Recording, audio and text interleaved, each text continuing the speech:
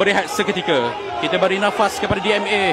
DMA menyerang, namun ditumbuk oleh Koroy Almana.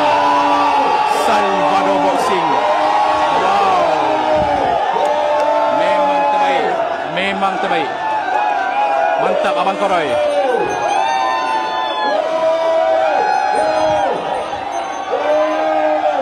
Itu dia.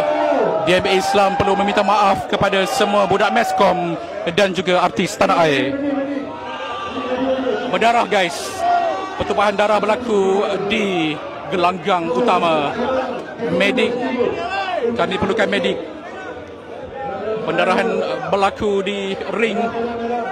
DMA agak sedikit kepenatan. Kita doakan sama-sama. Itu dia. Ya, bukan mudah. Bukan mudah untuk menang.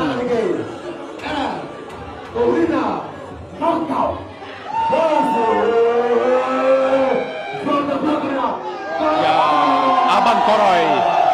Itu dia yang bawa wang tunai.